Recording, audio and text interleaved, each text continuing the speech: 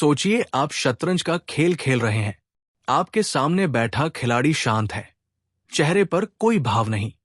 आप एक चाल चलते हैं, लेकिन असली खिलाड़ी सिर्फ अगली चाल नहीं, उसके बाद की 5 चालें देख रहा होता है। यही सोच इस किताब की आत्मा है। ये कहानी सिर्फ बिजनेस की नहीं है, ये कहानी है जिंदगी को रणनीति की तरह खेलने की। किताब की शुरुआत सीधे किसी मोटिवेशनल लाइन से नहीं होती, बल्कि एक सच्चाई से होती है। ज्यादातर लोग जिंदगी रिएक्शन में जीते हैं, स्ट्रैटेजी में नहीं। जब कुछ गलत होता है तो वे रिएक्ट करते हैं, जब मौका आता है तो कंफ्यूज हो जाते हैं, और जब हारते हैं तो कहते हैं किस्मत खराब थी। लेकिन असल में उन्होंने कभी 5 चाल आगे सोचा ही नहीं। लेखक हमें बताते हैं कि उन्होंने अपनी जिंदगी में एक बात बहुत जल्दी सीख ली थी। अगर तुम्हें आगे जीतना है तो तुम्हें पहले क्लैरिटी चाहिए, करेज नहीं। कई लोग सोचते हैं कि सक्सेसफुल लोग बहुत बहादुर होते हैं। सच्चाई यह है कि वे ज्यादा क्लियर होते हैं। उन्हें पता होता है वे कौन हैं, वे क्या चाहते हैं और वे किस खेल में हैं। यहीं से पहला बड़ा कॉन्सेप्ट आता है, सेल्फ अवेयरनेस। लेखक एक कहानी बताते हैं, एक ऐसे इंसान की जो हर साल नया बिजनेस शुरू करता था। हर बार जोश, एनर्जी, इंस्टाग्राम पर मोटिवेशन, लेकिन हर बिजनेस 1-2 साल में बंद। क्यों? क्योंकि उसे कभी यह साफ नहीं था कि वो लॉन्ग टर्म खिलाड़ी है या शॉर्ट टर्म, वो बिल्डर है या सेलर, वो रिस्क लेने वाला है या सेफ्टी पसंद करता है। आप अगर खुद को नहीं जानते तो आप गलत खेल में सही चाल चलने की कोशिश करते रहते हैं। यहां लेखक एक ब्रूटल लाइन कहते हैं, भावार्थ में, अगर तुम्हें नहीं पता कि तुम कौन हो तो दुनिया तुम्हें इस्तेमाल करेगी। अब कहानी आगे बढ़ती है विजन की तरफ। लेखक कहते हैं, ज्यादातर लोग गोल बनाते हैं, विजन नहीं। गोल होता है मुझे 1 करोड़ कमाने हैं। विजन होता है मैं ऐसा इंसान बनना चाहता हूं जिसकी वजह से 1 करोड़ लॉजिकल रिजल्ट बन जाए। विजन फ्यूचर की मूवी होती है। आप अपनी आंखें बंद करते हैं और देखते हैं आप कहां रह रहे हैं, किसके साथ काम कर रहे हैं, आपका दिन कैसा दिखता है। अगर ये मूवी साफ नहीं है तो आपकी हर चाल कंफ्यूज होगी। यहां एक पावरफुल एग्जाम्पल आता है। एक लड़का था जो कॉर्पोरेट जॉब में था। सैलरी ठीक थी, लाइफ स्टेबल थी, लेकिन अंदर से घुटन थी। उसने कहा, मैं बिजनेस करना चाहता हूं। लेकिन कौन सा बिजनेस? क्यों? किस प्राइस पर? यह सवाल उसने खुद से कभी पूछे ही नहीं। नतीजा यह हुआ कि उसने पहले कैफे खोला, फिर डिजिटल एजेंसी, फिर क्रिप्टो, फिर कोचिंग, हर बार ट्रेंड देखकर। लेखक कहते हैं, ट्रेंड फॉलोअर्स कभी गेम चेंजर्स नहीं होते। अगर आपको नहीं पता कि आपकी 5 चालें क्या है तो आप दूसरों की चालें कॉपी करने लगते हैं। अब बात आती है रिस्क की। ये किताब रिस्क को ग्लोरीफाई नहीं करती। ये आपको सब छोड़ दो वाला ड्रामा नहीं सिखाती, बल्कि कहती है कैलकुलेटेड रिस्क लो, इमोशनल नहीं। लेखक बताते हैं कि असली खिलाड़ी ब्लाइंड जंप नहीं लगाता, वो पहले ये देखता है वर्स्ट केस सिनारियो क्या है। अगर सब गलत हो गया तो क्या मैं सर्वाइव कर सकता हूं? अगर आंसर हाँ तो रिस्क लेना स्टुपिडिटी नहीं, स्ट्रैटेजी है। यहीं पर शतरंज की एनालॉजी फिर आती है।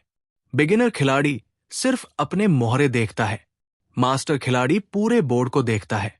आप भी जिंदगी में अक्सर सिर्फ ये देखते हैं, मुझे क्या मिलेगा, लेकिन मास्टर ये भी देखता है, मैं क्या खो सकता हूं और क्या सैक्रिफाइस एक्सेप्टेबल है।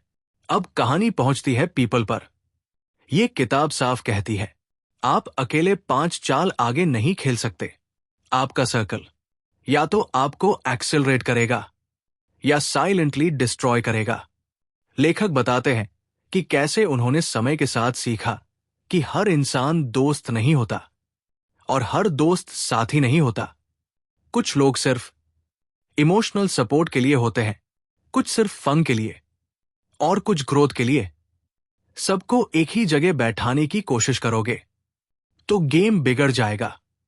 यहां एक स्टोरी आती है एक ऐसे एंटरप्रेन्योर की जो अपने पुराने दोस्तों को साथ लेकर बिजनेस में घुसा, बिना रोल्स क्लियर किए, बिना एक्सपेक्टेशंस बोले। नतीजा, ईगो क्लैशेस, ट्रस्ट टूटना, फ्रेंडशिप खत्म और बिजनेस भी। लेखक कहते हैं, क्लियर कॉन्वर्जेशंस आज अनकंफर्टेबल लगती है, लेकिन फ्यूचर की सबसे बड़ी प्रोटेक्शन होती है। अब तक एक बात साफ हो चुकी है, जिंदगी में जीतने वाले लोग सबसे तेज नहीं होते, वे सबसे स्ट्रैटेजिक होते हैं। लेकिन असली परीक्षा तब शुरू होती है जब हालात आपके कंट्रोल में नहीं होते। लेखक कहते हैं, हर कोई शांत दिमाग से प्लान बना सकता है, लेकिन असली खिलाड़ी वही है जो केओस में भी साफ सोच सके। यहीं से किताब का टोन थोड़ा बदल जाता है। अब ये इंस्पिरेशन नहीं, वो रूम थिंकिंग बन जाती है। Power moves versus desperate moves. लेखक एक बहुत सटल लेकिन डेंजरस डिफरेंस बताते हैं।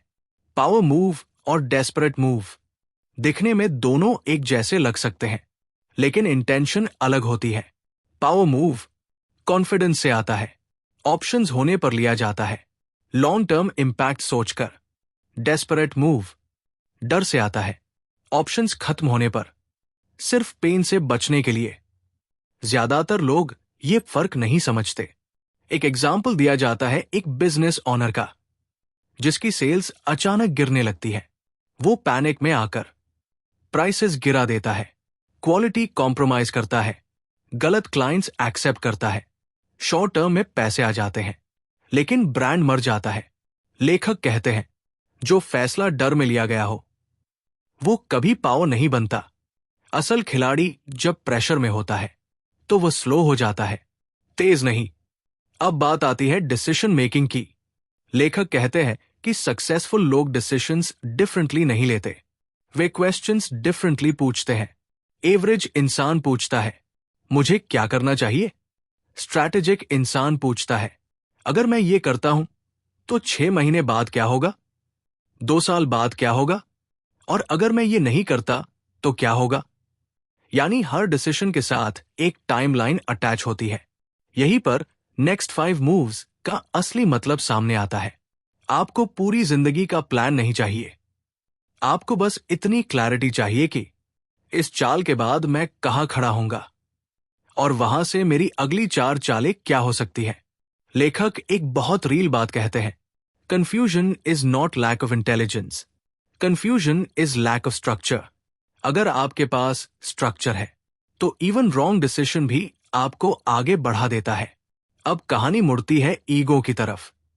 ये किताब ईगो को विलन नहीं बनाती, लेकिन उसे वार्निंग लेबल जरूर देती है। ईगो कहता है, मैं गलत नहीं हो सकता, मुझे सब पता है, मैं वीक नहीं दिख सकता। लेकिन स्ट्रैटेजी ह्यूमिलिटी मांगती है। लेखक बताते हैं कि उन्होंने अपने करियर में सबसे बड़े लॉसेस तब झेले जब उन्होंने फीडबैक इग्नोर किया। एक स्टोरी आती है जहां एक लीडर अपनी टीम की वार्निंग्स को नेगेटिविटी कहकर टाल देता है। वो अपनी इमेज प्रोटेक्ट करता रहा, लेकिन कंपनी डूब गई। लेखक कहते हैं, ईगो शॉर्ट टर्म रिस्पेक्ट दिला सकता है, लेकिन लॉन्ग टर्म सर्वाइवल ह्यूमिलिटी से आता है। अब एक बहुत पावरफुल कॉन्सेप्ट आता है, कंट्रोल द बोर्ड। शतरंज में मास्टर खिलाड़ी सिर्फ अटैक नहीं करता, वो स्पेस कंट्रोल करता है। जिंदगी में भी वही लोग जीतते हैं जो हर जगह रिएक्ट नहीं करते, हर आर्ग्यूमेंट में नहीं कूदते, हर अपॉर्चुनिटी पर नहीं भागते, हर फाइट को पर्सनल नहीं लेते। लेखक कहते हैं, अगर तुम हर बात पर रिएक्ट कर रहे हो तो कोई और गेम चला रहा है। स्ट्रैटेजिक इंसान कुछ लड़ाइयां जानबूझकर हारता है, कुछ मौकों को जानबूझकर छोड़ता है ताकि बड़ा बोर्ड उसके हाथ में रहे। अब बात आती है टाइमिंग की। टाइमिंग इस किताब का हिडन वेपन है। सही आइडिया गलत समय पर डिजास्टर, एवरेज आइडिया सही समय पर सक्सेस। लेखक बताते हैं कि कैसे लोग अक्सर खुद को ब्लेम करते हैं जब असल में टाइमिंग गलत होती है, लेकिन स्मार्ट लोग ये सीखते हैं कि कब पुश करना है, कब वेट करना है और कब साइलेंटली प्रिपेयर करना है। प्रेपरेशन वो स्टेज है जहां बाहर से कुछ नहीं दिखता, लेकिन अंदर सब कुछ बन रहा होता है। यहीं पर लेखक एक लाइन कहते हैं जो ऑडियो बुक में बहुत स्ट्रांग लगेगी, quiet seasons are not empty seasons, they are loading seasons. जिंदगी कोई स्प्रिंट नहीं है, ये चेसबोर्ड है। हर चाल पर अप्लॉस नहीं मिलता। कई बार सही चाल बोरिंग लगती है, कई बार ईगो हर्ट होता है, कई बार लोग समझते नहीं। लेकिन अगर आपकी अगली 5 चालें साफ है तो नॉइज इररेलेवेंट हो जाता है। अब कहानी एक और गहरी परत में उतरती है। अब तक ये साफ हो चुका है कि जीत सिर्फ सही चाल चलने से नहीं आती, बल्कि सही लोगों को पढ़ने से भी आती है। लेखक कहते हैं, most people listen to reply, strategic players listen to understand. यहीं से किताब का एक बेहद शार्प हिस्सा शुरू होता है। लोगों को पढ़ना बोलने से पहले। जिंदगी में ज्यादातर नुकसान गलत डिसीजन से नहीं, गलत लोगों से होता है। लेकिन लोग गलत इसलिए नहीं चुनते क्योंकि वे बेवकूफ होते हैं, बल्कि इसलिए क्योंकि वे सिग्नल्स इग्नोर कर देते हैं। लेखक बताते हैं कि हर इंसान आपको शुरुआत में ही बता देता है कि वह कैसा है, बस शब्दों में नहीं, पैटर्न्स में। जो इंसान हर बार खुद को विक्टिम बताता है, जो हर फेलियर का ब्लेम दूसरों पर डालता है, जो हर सक्सेस में खुद को हीरो बनाता है, ये सब रेड फ्लैग्स नहीं, बिलबोर्ड्स है। लेकिन इमोशनली अटैच्ड लोग इन्हें रोमांटिसाइज कर लेते हैं। यहां एक कहानी आती है एक बिजनेस पार्टनरशिप की। 2 लोग दोस्त थे, एक आइडिया, एक विजन, एक एक्साइटमेंट। लेकिन एक छोटा सा पैटर्न था। एक हर प्रॉब्लम पर सल्यूशन ढूंढता, दूसरा हर प्रॉब्लम पर एक्सक्यूज। शुरुआत में ये डिफरेंस पर्सनैलिटी लगा, बाद में यही डिफरेंस कंपनी की कब्र बन गया। लेखक कहते हैं, what you tolerate early becomes what you suffer later. अब किताब एक और अनकंफर्टेबल ट्रूथ बोलती है, हर इंसान तुम्हारे साथ पूरा रास्ता नहीं चलेगा। कुछ लोग सिर्फ एंट्री तक होते हैं, कुछ मिड जर्नी तक, और बहुत कम एंड गेम तक।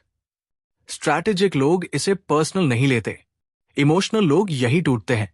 लेखक बताते हैं कि कैसे उन्होंने अपने करियर में कई लोगों को पीछे छोड़ना सीखा, बिना लड़ाई, बिना ड्रामा, बिना एक्सप्लेनेशन। क्योंकि हर एक्सप्लेनेशन आपकी एनर्जी खा जाती है, और स्ट्रैटेजी एनर्जी हंग्री होती है। अब बात आती है कंट्रोल वर्सेस फ्रीडम की। ये किताब फ्रीडम को ब्लाइंडली सेलिब्रेट नहीं करती। लेखक कहते हैं, unstructured freedom is just slow chaos. लोग कहते हैं, मुझे कोई बॉस नहीं चाहिए, मुझे रूल्स पसंद नहीं, मुझे कंप्लीट फ्रीडम चाहिए। लेकिन स्ट्रैटेजी कहती है, पहले कंट्रोल सीखो, फिर फ्रीडम मीनिंगफुल बनेगी। कंट्रोल का मतलब जेल नहीं है, कंट्रोल का मतलब है अपने टाइम पर, अपने इमोशंस पर, अपने रिएक्शंस पर। जो इंसान खुद को कंट्रोल नहीं कर सकता, वो पावर हैंडल नहीं कर सकता। यहीं पर लेखक डिसिप्लिन को रीडिफाइन करते हैं। डिसिप्लिन पनिशमेंट नहीं है, discipline self respect in action है। जब आप थके होने पर भी सही चाल चलते हो, इमोशनल होने पर भी साइलेंट रहते हो, और टेम्प्टेड होने पर भी लॉन्ग टर्म सोचते हो, तब आप गेम जीत रहे होते हो, भले ही स्कोरबोर्ड कुछ और दिखा रहा हो। अब कहानी मुड़ती है लॉन्ग टर्म ट्रैप्स की तरफ। ये ट्रैप्स बिगिनर्स को नहीं फंसाते, ये ट्रैप्स स्मार्ट लोगों को फंसाते हैं। Trap number 1, early validation. थोड़ा सा सक्सेस मिलते ही आप अपनी स्ट्रैटेजी बदल देते हो।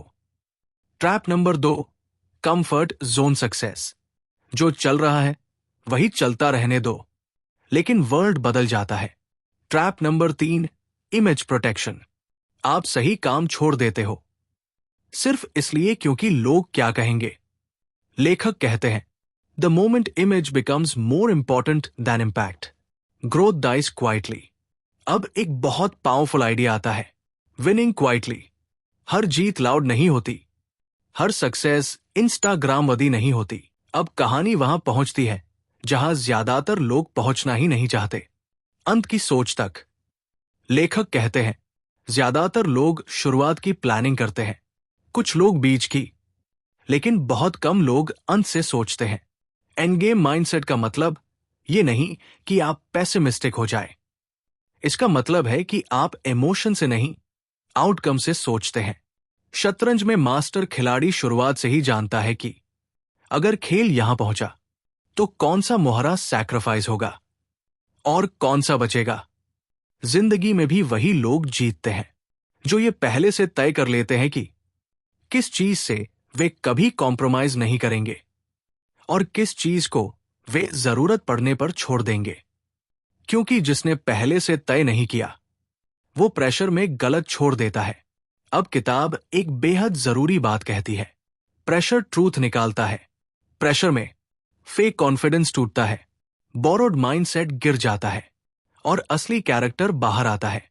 यही वजह है कि स्ट्रैटेजिक लोग जानबूझकर खुद को प्रेशर में डालते हैं, छोटे प्रेशर में, ताकि बड़े प्रेशर में पैनिक न हो। लेखक बताते हैं कि उन्होंने अपने लाइफ में कई बार ऐसे फैसले लिए जो बाहर से इरैशनल लगे, लेकिन एंड गेम में वही सही साबित हुए। क्यों? क्योंकि उन्होंने पूछा, अगर ये फेल भी हो गया तो क्या मैं खुद को रिस्पेक्ट कर पाऊंगा? ये सवाल ईगो से नहीं, सेल्फ अलाइनमेंट से आता है। अब बात आती है एक बहुत अंडररेटेड मूव की, वॉक अवे। कई लोग सोचते हैं कि छोड़ देना कमजोरी है। ये किताब इसे उल्टा कहती है। कभी कभी खेल छोड़ना ही विनिंग मूव होता है। जब रूल्स बदल दिए जाएं, जब वैल्यूज कॉम्प्रोमाइज होने लगे, जब आप खुद को पहचानना बंद कर दें। स्ट्रैटेजिक लोग जानते हैं कि हर बैटलफील्ड आपकी वो नहीं है। लेखक एक शार्प लाइन कहते हैं, staying too long in the wrong game costs more than quitting early. अब एक और गहरी बात आती है, cold mind, warm heart. Cold mind मतलब क्रूएल होना नहीं, मतलब क्लैरिटी। वार्म हार्ट मतलब वीक होना नहीं, मतलब ह्यूमैनिटी। जो लोग सिर्फ हार्ट से चलते हैं वे मैनिपुलेट हो जाते हैं। जो लोग सिर्फ माइंड से चलते हैं वे लोनली हो जाते हैं। लेकिन जो दोनों बैलेंस कर लेते हैं वे डेंजरस हो जाते हैं, अच्छे अर्थ में। अब किताब धीरे धीरे अपने कंक्लूजन की तरफ बढ़ती है। लेखक कहते हैं कि जिंदगी में सबसे बड़ा एडवांटेज इंटेलिजेंस नहीं, पोजीशनिंग है। अगर आप सही पोजीशन में हैं, एवरेज एफर्ट भी रिजल्ट्स देता है। अगर आप गलत पोजीशन में हैं, एक्स्ट्राऑर्डिनरी एफर्ट भी वेस्ट हो जाता है। पोजीशनिंग आती है पेशेंस से, कंसिस्टेंसी से और सही समय पर सही चाल चलने से।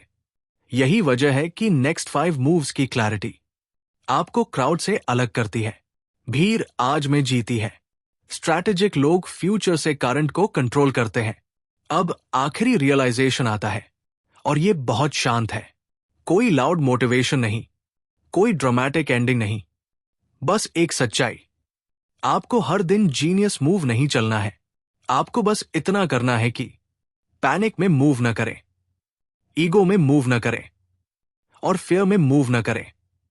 अगर आपकी चाल सेल्फ अवेयर है, लॉन्ग टर्म अलाइंड है और कॉन्शियसली चोजन है तो टाइम आपका एलाय बन जाएगा। और जब टाइम आपके साथ हो तो आपको तेज नहीं भागना पड़ता, आपको बस गेम में टिके रहना होता है। यहीं पर किताब खामोशी से खत्म हो जाती है। कोई अपलॉस नहीं, कोई स्लोगन नहीं, बस एक एहसास की अब आप जिंदगी को पहले जैसा नहीं खेलेंगे। अब आप सिर्फ अगली चाल नहीं, अगली 5 चालें देख रहे होंगे।